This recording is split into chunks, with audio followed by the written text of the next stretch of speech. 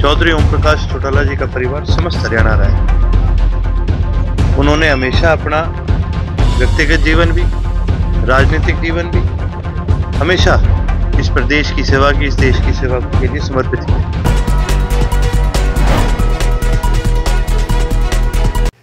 दोस्तों नमस्कार, मैं संजय मग्गू और मौजूद है देश रोजाना के डिजिटल मीडिया मंच पर। हरियाणा के पूर्व मुख्यमंत्री ओम प्रकाश चौटाला की आज अस्थि कलश यात्रा पलवल और फरीदाबाद जिले में आई। चौधरी ओम प्रकाश चौटाला जो हरियाणा के 5 बार मुख्यमंत्री रहे, जिनका 21 तारीख को देहावसान हो गया। अगर यह कहूं कि चौधरी ओम प्रकाश चौटाला राजनीतिक दलों की सीमाओं और मर्यादाओं को लांघते हुए वे महबूब नेता रहे कि उनकी जो अंतिम यात्रा चल रही है, शोक सभा, श्रद्धांजलि सभा चल रही है, चाहे वो तेजाखेड़ा फार्म हाउस हो या फिर अब जब जिलों में उनकी कलश यात्रा जा रही है, उसके अंदर पार्टी की सीमाओं को तोड़कर, राजनीतिक दलों के जो बंधन को तोड़ करके तमाम नेता कार्यकर्ता जा रहे हैं ओम प्रकाश चौटाला जी की अस्थि कलश यात्रा को प्रणाम करने के लिए, उनको नमन करने के लिए, वंदन करने के लिए। आज जब फरीदाबाद में उनकी अस्थि कलश यात्रा पहुंची पार्टी के जिला कार्यालय सेक्टर 11 में, तो जो नज़ारा था वहाँ का वो भाव विह्वल करने वाला था। जो दृश्य था वहाँ का सेक्टर 11 में पार्टी कार्यालय पर जो शोक सभा चल रही थी, चौधरी ओम प्रकाश चौटाला के अस्थि कलश यात्रा को जो नमन करने उनकी पार्टी के और समाज के और राजनीतिक दलों के लोग पहुँचे थे। इंडियन नेशनल लोकदल के एक बड़े पुराने कार्यकर्ता हैं विष्णु सूद, उनके फोटोज़ में देख रहा था सोशल मीडिया पर। वाकई भाव विह्वल कर देने वाले, लोगों को नैन गीले हो जाएं, आंखों में अश्रु भर आएं, इस प्रकार का दृश्य था। क्योंकि चौधरी ओम प्रकाश चौटाला का अपने कार्यकर्ताओं के साथ स्नेह था ही इतना। चौधरी ओम प्रकाश चौटाला अपने कार्यकर्ताओं को जो मान, सम्मान और प्यार दुलार दिया करते थे, वो इसकी वानगी भर है कि उनके कार्यकर्ता, उनके शुभचिंतक, उनके समर्थक चौधरी ओम प्रकाश चौटाला की विदाई को लंबे समय तक भूल नहीं पाएंगे। चौधरी ओम प्रकाश चौटाला जी का परिवार समस्त हरियाणा रहा है। उन्होंने हमेशा अपना व्यक्तिगत जीवन भी, राजनीतिक जीवन भी हमेशा इस प्रदेश की सेवा की, इस देश की सेवा के लिए समर्पित किया।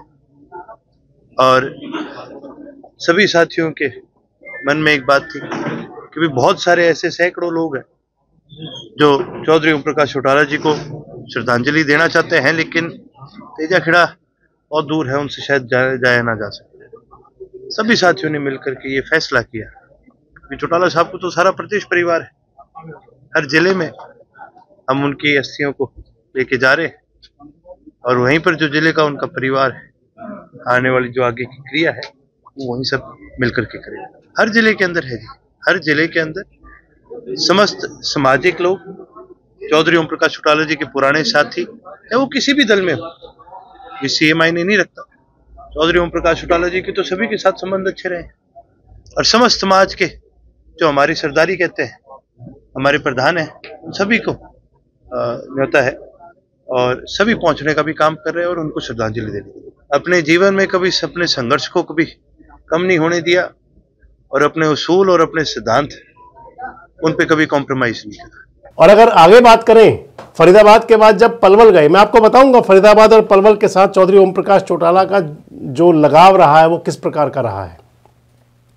उसके बाद जब पलवल पहुंचा अस्थि कलश यात्रा चौधरी ओम प्रकाश चौटाला की, तो पलवल के अंदर जाट धर्मशाला में आयोजन था और जाट धर्मशाला के अंदर भी चौधरी ओम प्रकाश चौटाला के समर्थक, शुभचिंतक, प्रशंसक, फॉलोवर्स तमाम बड़ी संख्या में मौजूद थे।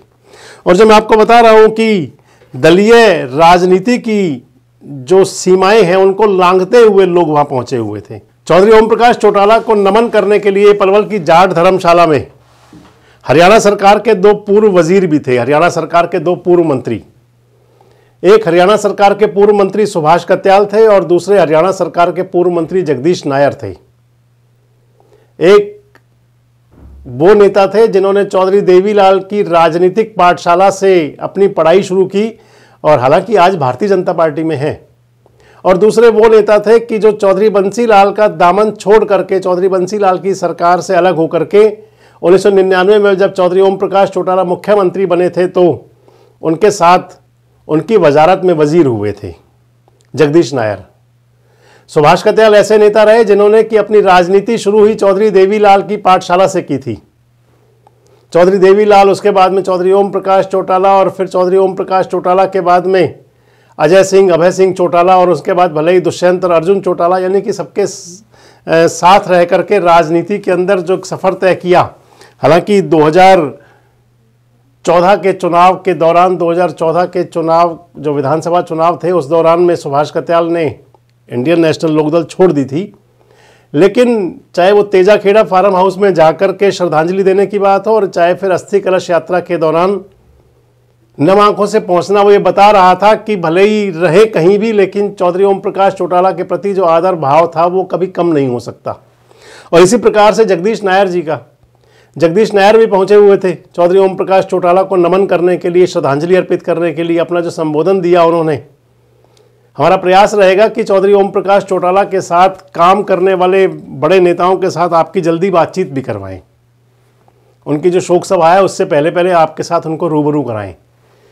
लेकिन सबसे बड़ी बात दोस्तों आ जाती है, जो मैं आपको बता रहा था कि ओम प्रकाश चौटाला एक ऐसी शख्सियत रहे, खासकर चाहे वो हरियाणा की राजनीति हो और चाहे वो देश की राजनीति हो। ओम प्रकाश चौटाला एक ऐसी शख्सियत रहे जिनसे कि जिन लोगों का जुड़ाव हो गया वो राजनीतिक रूप से तो भले ही अलग हो गए, लेकिन सामाजिक रूप से और दिली रूप से हमेशा उनके साथ झुकाव, लगाव सब कुछ बना रहा। और अगर आप देखें तो चौधरी ओम प्रकाश चौटाला की जो श्रद्धांजलि सभा आजकल चल रही है और या फिर उनकी जो अंतिम यात्रा थी, उनकी अंत्येष्टि थी जिस दिन हुई थी, उस दिन का नज़ारा बता सकता है कि स्थिति क्या थी। और अब 31 तारीख को जब चौधरी ओम प्रकाश चौटाला की श्रद्धांजलि सभा होनी है तो चर्चाएं हैं कि प्रधानमंत्री नरेंद्र मोदी भी जाएंगे उनकी श्रद्धांजलि सभा में। मैं आपको बता रहा था कि ओम प्रकाश चौटाला का फरीदाबाद और पलवल के साथ क्या लगाव रहा। जब तक चौटाला साहब मुख्यमंत्री थे उस समय पलवल और फरीदाबाद एक ही जिला हुआ करता था। भूपेंद्र सिंह हुड्डा मुख्यमंत्री हुए थे, उन्होंने पलवल को अलग जिला बनाया था 2007 में। चौधरी ओम प्रकाश चौटाला भी पलवल को अलग जिला बनाने की तरफ अग्रसर थे और उन्होंने घोषणा भी की हुई थी कि अगर हमारी सरकार आएगी तो पलवल को जिला बनाएंगे। लेकिन राजनीति के अंदर वो दर्ज हुआ करता है, इतिहास के अंदर पन्नों में वही दर्ज हुआ करता है जिसके शासनकाल में जो हुआ हो। मैं आपको बता रहा था कि ओम प्रकाश चौटाला का जो लगाव और झुकाव और फरीदाबाद और पलवल की तरफ रहा वो किस प्रकार का था। अगर बात फरीदाबाद की करें तो फरीदाबाद एक औद्योगिक जिला रहा है। चौधरी ओम प्रकाश चौटाला पर आरोप लगा करते थे कि वे फरीदाबाद के लिए उन्होंने काम नहीं किए उद्योग, लेकिन एक कार्यक्रम था फरीदाबाद के अंदर उद्योगपतियों के साथ में। चौधरी ओम प्रकाश चौटाला की एक मीटिंग हुई थी जब वो मुख्यमंत्री थे और उनके मुख्यमंत्री का बहुत लंबा समय पीरियड निकल चुका था। हालांकि अगर राजनीतिक रूप से कहें तो फरीदाबाद एक ऐसा क्षेत्र रहा, चाहे वो 1987 की बात थी जब हरियाणा के अंदर लहर थी इंडियन नेशनल लोकदल और भारतीय जनता पार्टी की, यानी कि उस समय इंडियन नेशनल लोकदल हरियाणा संघर्ष समिति हुआ करता था, लोकदल बहुगुणा के नाम से चुनाव लड़ा गया था। उस समय 6 विधानसभा सीटें हुआ करती थी फरीदाबाद के अंदर। फरीदाबाद के अंदर जो विधानसभा सीटें थी वो थी मेवला महाराजपुर, फरीदाबाद NIT, बल्लभगढ़, पलवल, होडल, और होडल उस समय हसनपुर हुआ करती थी, और हथीन। तो 1987 के अंदर जो विधायक बने थे, 1987 में जो विधायक बने उन 6 में से 5 विधायक चौटाला साहब की पार्टी के और भारतीय जनता पार्टी के बने थे। मेवला महाराजपुर एक सीट ऐसी थी जहां से चौधरी महेंद्र प्रताप विधायक बने थे उस दौर में, 1987 के दौर में भी। और इधर अगर देखें तो फिर NIT में कुंदन लाल भाटिया जी विधायक बने थे, चंद्र भाटिया के पिताजी। और बल्लभगढ़ के अंदर योगेश शर्मा विधायक बने थे, पलवल में सुभाष कत्याल विधायक थे, होडल में चौधरी उदयभान विधायक थे और हथीन में भगवान साय रावत विधायक थे। उसके बाद 2000 में चुनाव हुआ। जब 2000 का चुनाव था और ओम प्रकाश चौटाला की हरियाणा में सत्ता आई थी, उस चुनाव के अंदर भी भारतीय जनता पार्टी और इंडियन नेशनल लोकदल का समझौता था। और उस चुनाव के अंदर भी फरीदाबाद जिले के अंदर 6 विधानसभा वही थी, मेवला महाराजपुर, फरीदाबाद NIT, बल्लभगढ़, पलवल, होडल और हथीन। और उस दौर में 3 विधानसभा सीटों पर भारतीय जनता पार्टी लड़ी थी जो शहरी सीटें थी, और 3 पर इंडियन नेशनल लोकदल लड़ी थी। और उस दौर में यानी कि जो 2000 में जब सरकार बनी थी, स्पष्ट बहुमत की सरकार थी ओम प्रकाश चौटाला जी की इंडियन नेशनल लोकदल की, बिना भाजपा के सहयोग के भी उनकी सरकार बड़े आराम चल सकती थी।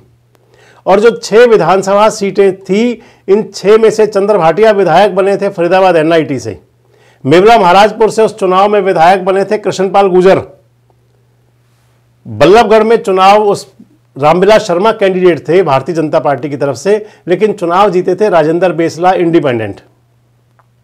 पलवल में देवेंद्र चौहान कैंडिडेट थे इंडियन नेशनल लोकदल के, लेकिन चुनाव जीते थे करण सिंह दलाल। होडल के अंदर कैंडिडेट थे जगदीश नायर, लेकिन चुनाव जीते थे चौधरी उदयभान। और हथीन के अंदर चुनाव जीते थे भगवान शाह रावत। यानी कि 6 विधानसभा सीटें, जिनमें से इंडियन नेशनल लोकदल ने 3 पर चुनाव लड़ा और 3 में से मात्र 1 सीट जीती। मैं इस लिहाज से कह रहा हूं कि फरीदाबाद और पलवल के अंदर चौधरी ओम प्रकाश चौटाला का झुकाव और लगाव तो पूरा था, लेकिन राजनीतिक रूप से ये जिले इतने मजबूत नहीं रहे। और इसके बावजूद भी अगर देखें तो विकास की दिशा में यहाँ कोई कमी भी नहीं थी। भले ही चौटाला साहब के बारे में कितना ही कहा जाता रहा हो, विपक्षी पार्टियों के लोग भले ही, क्योंकि राजनीति के अंदर प्रचार और दुष्प्रचार दोनों चला करता है, और जिसका पलड़ा भारी होगा, अगर दुष्प्रचार करने का पलड़ा भारी होगा तो वो भारी हो जाएगा, प्रचार का होगा तो प्रचार भारी हो जाएगा। ओम प्रकाश चौटाला जी के साथ में एक बात लगी रही कि उन्होंने फरीदाबाद पलवल के साथ भेदभाव किया, लेकिन जो राजनीतिक इतिहास बताता है वो ये बताता है कि चौधरी ओम प्रकाश चौटाला जब मुख्यमंत्री रहे, चाहे वो 1987 की दौर की 87 से 91 की दौर की सरकार थी, उस दौरान भले ही उनको अल्प समय मिला, और चाहे फिर उनकी सरकार 2000 में बनी। अगर आज देखें तो क्योंकि जाने के बाद याद आया करती है, किसी के जाने के बाद उनके काम याद आते हैं। और अब देखें तो फरीदाबाद पलवल की बात भी करें तो चौधरी ओम प्रकाश चौटाला के शुभचिंतक, उनके प्रशंसक, उनके समर्थक और उनके आलोचक, आज सभी लोग उनके बारे में जो उनके किए हुए काम थे उनको याद कर रहे हैं। अगर आपके भी कोई संस्मरण हो चौधरी ओम प्रकाश चौटाला के साथ तो कमेंट बॉक्स में जरूर बताएं। जुड़े रहें हमारे साथ, देखते रहें देश रोजाना। हमारे साथ जुड़े रहने के लिए सब्सक्राइब करें देश रोजाना के YouTube चैनल को, और नई वीडियो की नोटिफिकेशन पाने के लिए बेल आइकन जरूर दबाएं। अगर आप ये वीडियो Facebook या Instagram पर देख रहे हैं तो पेज को लाइक और फॉलो जरूर करें और ज्यादा से ज्यादा शेयर करें।